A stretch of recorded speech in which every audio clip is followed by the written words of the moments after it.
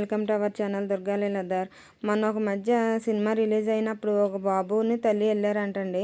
బాబుని తీసుకుని వెళ్ళిందంట మదర్. వెళ్తే ఆవిడ పాపం తొక్కిసలాట్లో చనిపోయిందంట. బాబు ఏమో వెంటిలేటర్ మీద ఉన్నాడంట. ఎందుకంటే అలా రిలీజ్ సినిమాలకి పిల్లల్ని తీసుకుని వెళ్తారు. ఒక 4 రోజులు అయితే ఖాళీ అవుతాయి కదా, అప్పుడు వెళ్ళి చూడొచ్చు కదా. అంతగా చూడాలనిపిస్తే పిల్లల్ని కూడా తీసుకుని వెళ్ళి పాపం వాళ్ళ ప్రాణాల మీదకి తీసుకొస్తారు. ఆ న్యూస్ చూడగానే చాలా బాధ అనిపించింది నాకు. బాబు ఏమో వెంటిలేటర్ మీద ఉన్నాడంట, ఆవిడ చనిపోయారంట. ఆ న్యూస్ వినగానే అది లాగా అనిపించిందండి. ఎందుకో మీతో షేర్ చేసుకోవాలనిపించింది ఈ వీడియోలో. ఎందుకంటే అంత ఆతృత ఎందుకు సినిమాలకి? అసలు ఏదైనా నష్టం జరిగితే మన కుటుంబం నష్టపోతుంది తప్పితే ఆ సినిమా వాళ్ళకి ఏం అవ్వదు.